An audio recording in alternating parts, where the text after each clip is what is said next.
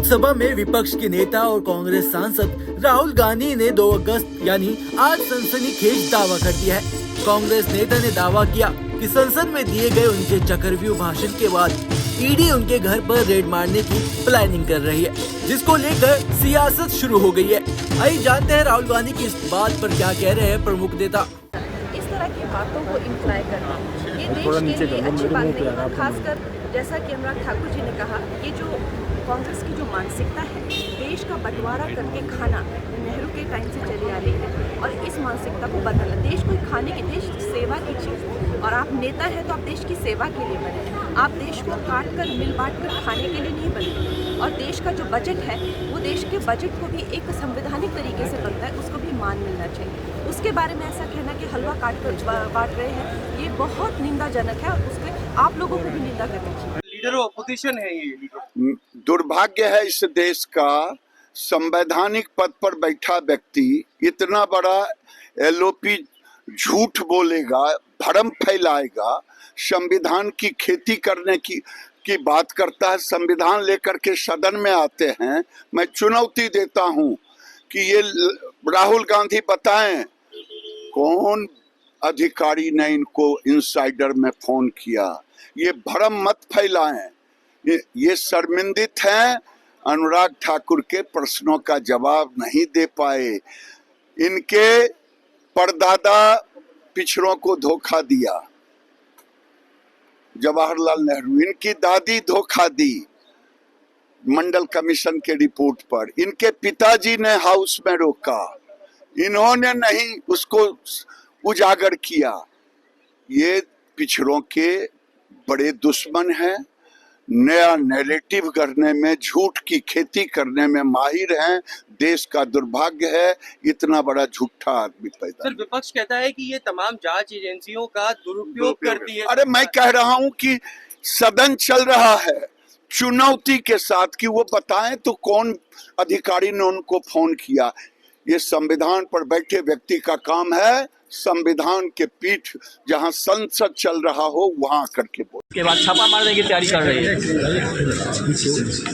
छापा मारेगी किसी को जैसा पाप करेगा उसका परिणाम उसको भुगतना पड़ेगा। अगर उन्होंने कोई पाप किया होगा तभी उनको संदेह होगा, क्योंकि अगर कोई पाप नहीं करेगा तो कहाँ हम लोग तो इतना दिन लग रहे हैं, तो कहाँ हम लोग क्या किसी ने छापा नहीं मारा। इसलिए मन के अंदर अगर कुछ है, वो लगता है कि उनके पास गलत है जिस पर ईडी छापा मार सकती है, तो वो जाने, वो बता सकते हैं। ललन जी, सुप्रीम कोर्ट का जजमेंट आया है, कोटा पेटिंग कोर्ट का, क्या देखेंगे हम लोग, उसको देखेंगे, जजमेंट को पढ़ेंगे, पढ़ने के बाद ही उस पर ईडी छापा मारने के वो लोकसभा में बयान की वजह से नहीं है। आपने गलत किया होगा, आप भ्रष्टाचार में लिप्त होंगे तो ईडी या चाहे सीबीआई, चाहे जो स्वतंत्र ऐसी जांच संस्थाएं वो करेगी। आप अगर दूध के धोए होंगे तो उसमें कहीं कोई दिक्कत नहीं होगा। उसके बयान और उसमें भाषण देने से उसको क्या अंतर पड़ता है। पहले से भी आपका अगर कहीं ना कहीं से और घाव बना होगा, पहले न कहीं से भ्रष्टाचार में संलिप्तता होगी तो ईडी खोजेगी तो उसमें अगर पकड़े जाएंगे तो कार्रवाई करेगी। आप साफ सुथरे हैं, दूध के धोए हैं तो कोई कार्रवाई नहीं होगी। इसकी चिंता क्या करना है। मेरे साथ कांग्रेस से लोकसभा सांसद वर्षा गायकवाड़ जी हैं। वर्षा जी, राहुल गांधी जी ने आधी रात को ट्वीट किया है, ईडी सीबीआई का स्वागत है, आइए चाय पर बैठेंगे, चाय पियेंगे। बिल्कुल, जिस तरह से सरकारी यंत्रणाओं का इस्तेमाल किया गया है, मैंने पहले भी कहा कि ये स्वायत्त बॉडी है, चाहे वो ईडी, सीबीआई, इनकम टैक्स रहे, ये देश के संविधान ने इनको ये अधिकार दिया है। लेकिन दुर्भाग्यवश हम लोग देख रहे हैं कि अभी इसका पूरी तरह से इस्तेमाल जो है विरोधक की आवाज दबाने के लिए किया जाता है। लेकिन हम लोग डरते ही नहीं है। जिस तरह राहुल जी ने कहा कि आइए हमको आपको चाय और बिस्किट खिलाएंगे, हम आपका ओपन हार्ट से स्वागत करेंगे, क्योंकि हमको कितना भी डराने का कोशिश करोगे हम डरेंगे नहीं। मैंने महाराष्ट्र में देखा है कि हमारे नेताओं को जो है, विपक्ष के जो है, उनको ईडी सीबीआई का जो है, इनकम टैक्स का जो है वो नोटिस दिया जाता है और बाद में अपने पार्टी में लिया जाता है, उनको मेंबर ऑफ पार्लियामेंट का टिकट दिया जाता है। हमारे यहाँ पे 2 लोगों को ईडी का नोटिस दिया था और दोनों मेंबर ऑफ पार्लियामेंट के इलेक्शन लड़े हैं, फिर बाद में वो क्लीन हो जाते हैं। तो कौन लोग? आपको मालूम है, उसमें से एक सांसद चुन के आए हैं, अशोक चौहान। अरे अशोक चौहान जी की बात नहीं, मैं रविंद्र वायकर जी है, बहुत सारे लोग हैं ऐसे। तो जाएंगे तो नेशनल करप्ट पार्टी कही थी 70,000 करोड़ का घोटाला, अजित पवार जी वो उस पार्टी में चले गए, सरकार में चले गए, क्या हुआ? 70,000 का घोटाला खत्म हो गया। प्रफुल्ल पटेल जी के साथ क्या हुआ? तो ऐसा है कि विपक्ष के लोगों को ईडी सीबीआई का नोटिस देके उसको डराने का, अपनी पार्टी में लेने का, वॉशिंग मशीन में डालने का, उसको क्लीन करने का, उसका क्लोजर रिपोर्ट देने का, ये इनकी परंपरा रही है। हम लड़ाई लड़ रहे हैं लोगों की, और लोगों के हित की जब आप लड़ाई लड़ते हैं, लोगों के सवालों की लड़ाई लड़ते हैं, तो उसमें हमें सिखाया गया है डरो मत। वर्षा गायकवाड़ जी, अब महाराष्ट्र से आती हैं। सवाल अब ये है कि अब आपकी क्या डिमांड है और सदन में इस मुद्दे को उठाने वाले हैं आप लोग? बिल्कुल, हमारी डिमांड ये है कि इस तरह से जो कॉन्स्टिट्यूशन पे जो अधिकार दिए हुए हैं उसको दुरुपयोग नहीं होना चाहिए। वो आपके घर के सर्वेंट नहीं है जिसको इस्तेमाल आप लोग कर सके। और 1 नंबर और 2 नंबर को कोई चीज़ अच्छी नहीं लगती है तो इसका मतलब ये है कि अगर हम अडानी और अंबानी के खिलाफ बात करते हैं तो उनको अच्छा नहीं लगता है, तो वो ये देखना चाहिए कि देश के गरीब की हालत क्या है आज।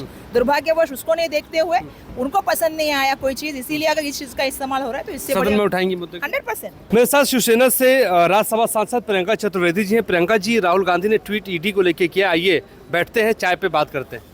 देखिए, जिस तरीके से उनका दुरुपयोग हो रहा है और ईडी, आईटी और सीबीआई ने अपने घुटने टेक दिए हैं, और ये अब तो साबित भी हो गया है जिस तरीके से लोकसभा के चुनाव आए हैं कि जनता भी समझने लग गई है किस तरीके से मिसयूज़ हो रहा है। तो जो वो कह रहे हैं कि उनको खबर मिली है, वो दिखा रहा है कितने बौखलाए हुए, घबराए हुए, छटपटाए हुए ये सरकार है कि राहुल गांधी जी के हाथ धो के पीछे पड़ी हुई है। अगर इस तरीके की कार्रवाई होती है तो हम सब पुरजोर तरीके से उनके साथ आपके गठबंधन के एक बड़े नेता राहुल गांधी हैं, राहुल गांधी के ही पीछे ईडी क्यों पड़ी है? ईडी जो विपक्षी नेता प्रखरता से बोल रहे हैं और सरकार को एक्सपोज कर रहे हैं, वो उनके पीछे पड़ी है। संजय राउत जी हों, संजय सिंह हों, अरविंद केजरीवाल हों, हेमंत सोरेन जी हों, सतिंदर जैन हों, मनीष सिसोदिया हो, ये सब साबित करता है कि भारतीय जनता पार्टी डरती है, इसलिए ईडी, सीबीआई, आईटी को आगे करती है। एक आखिरी सवाल प्रियंका जी, लेकिन अभी ईडी पहुंची नहीं है, राहुल गांधी ने पहले ट्वीट कर दिया। हाँ, तो वो कह रहे हैं ना, हमने वेलकम कमेटी बनाई हुई है, आइए चाय पे चर्चा करेंगे, बिस्कुट भी खा लेंगे साथ। देखो ना, आपको नींद नहीं आता, उसको रात को डर आता है। हम क्या बोलता है, अब इस लोकसभा ऑपोजिशन पर लीडर बन गया, मेरा बात पे कंट्रोल नहीं है, मैं परंपरा जानता नहीं, हलवा का जानता नहीं, उसको लिखा देता है बदमाश, कोई लोग पर्ची पकड़ के बोलते रहता है, और रात को सपना नहीं आता, उसको घूम नहीं आता है। हम क्या बोल दिया, ऐसे परंपरा तोड़ दिया पार्लियामेंट का, अपने लीडर्स का, उस आपको नहीं आता है, अभी बकता उल्टा पाल्टा। अरे तेरा दिन आएगा, देर मत कर। बेल लेके कौन बैठा है तुम? हेराल्ड केस में कौन बेल लिया तुमने भैया? लिया कि नहीं लिया? तुम बेल को लिया है, तुम डेट क्यों करेगा? तुम हाय क्या मूली, तुम क्या कर रहे हैं? जब करेगा तब देखेगा। अरे तुम अपना तो रात को उसको नींद नहीं आता, उसका बुद्धि का कौन है? वेणुगोपाल। अरे क्या लगा, जिंदगी चिल्लाया, क्या किया? आज जमाना कांग्रेस को गया, वो तो उसका ससुर नेहरू जात पात में क्या बोला था, भूल गया।